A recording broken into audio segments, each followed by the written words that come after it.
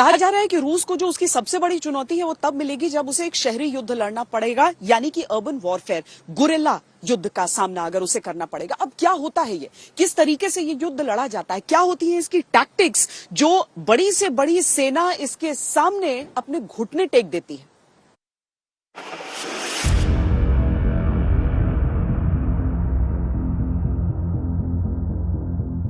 क्या अब यूक्रेन की सड़कों पर गुरिल्ला युद्ध हो रहा है?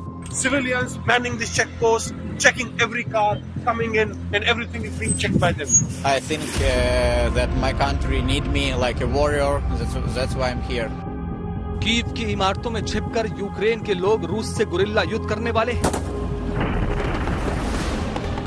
इन इलाकों में जो सिविलियंस हैं वो अपना हाथ बढ़ा रहे हैं मदद के लिए। इसी तरीके से छोटे छोटे इस पूरे मिक्सचर को भरा जा रहा है उन बोरियों में, और उन बोरियों के जरिए उन इलाकों में लगाया जा रहा है ताकि इस इलाके में अगर किसी भी तरीके से अतिक्रमण हो, किसी भी तरीके से ये कोशिश हो कि आगे बढ़े कोई भी सेना, कोई काफिला, तो उन्हें वहीं का वहीं पर थाम दिया जाए। Right now, I'm here on the outskirts of Kyiv, and a checkpost manned by the civilians. Look at the civilians holding weapons. They're checking every car. One small rifle can shut the town. Ukraine के राष्ट्रपति ने लोगों से युद्ध में शामिल होने की अपील की। Боритесь за свои права, за свою свободу, за Украину, вместе с Херсоном, вместе с Бердянском, вместе с Киевом и всеми другими украинскими городами, которые ценят жизнь. Они боятся всего. Я знаю, что многие из вас поверили, что Украина вас якобы ненавидит, якобы будет нападать, якобы будет уничтожать. Лжецы на российском телевидении говорят об этом каждый день. Лжецы. Это их работа. Врать каждый день вам. Но это не должно быть вашей судьбой. Просто сравните Донецк после 8 лет войны и Харьков после 8 дней войны. Вам говорили, что это мы уничтожаем города. युद्ध खुले मैदान का हो तो जीतना आसान होता है। दुश्मन सामने नजर आ रहा होता है, हमला करके ठिकानों को तबाह किया जा सकता है। लेकिन क्या हो जब युद्ध शहरी इलाकों में लड़ा जा रहा हो? यूक्रेन में यही हो रहा है। यूक्रेन की लड़ाई शहरों में लड़ी जा रही है। शहरों का टेरेन बिल्कुल अलग होता है, यहाँ युद्ध भी बिल्कुल अलग होता है। छिपने की गुंजाइश, छिपकर दुश्मन को देखने की गुंजाइश, और छिपकर ही दुश्मन पर हमला करने का मौका, इसे ही कहते हैं गुरिल्ला युद्ध।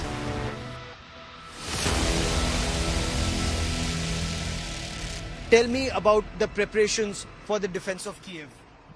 We prepare to struggle our city, our capital, our country, and our people. This is How difficult? This struggle for our freedom. What weapon are you carrying at this point of time? In this time we are working with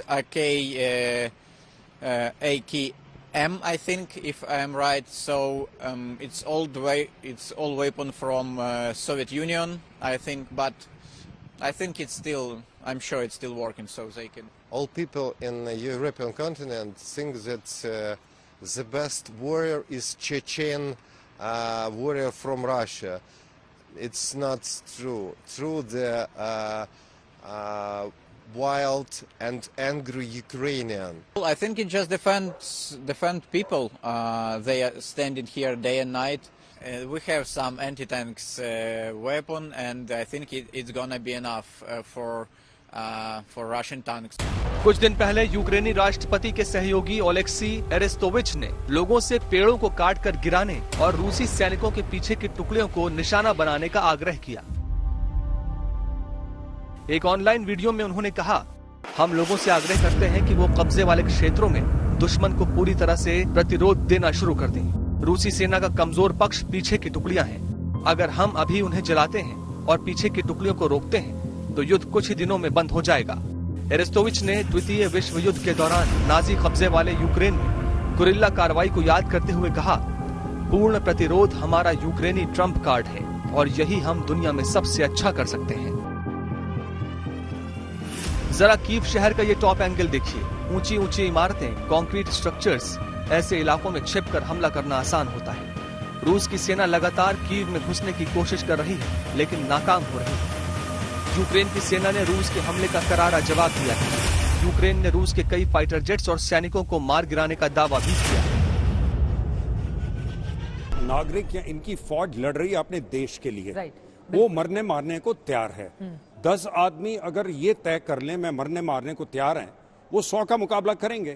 Taliban ने भगाया ना America को अफगानिस्तान से, wheat Kong ने भगाया America को, super power को। तो अगर जो लोकल आदमी होता है वो तय कर ले मैंने अपनी देश छोड़ना नहीं, और जिस तरीके से वो वॉलंटियर्स जा रहे थे ज्वाइन करने, जो वेटरन्स जाके, तो ये रूस ने बहुत बड़ा पंगा छेड़ लिया है। इनको मुश्किल आएगी, जल्दी से काबू नहीं कर पाएंगे। लेकिन क्या ये वैसा ही युद्ध होने वाला है जैसे सोवियत संघ ने अफगानिस्तान में लड़ा था, जैसे अमेरिका ने वियतनाम में लड़ा था? एक ऐसा युद्ध जहां घुसना तो आसान है, लेकिन जहां से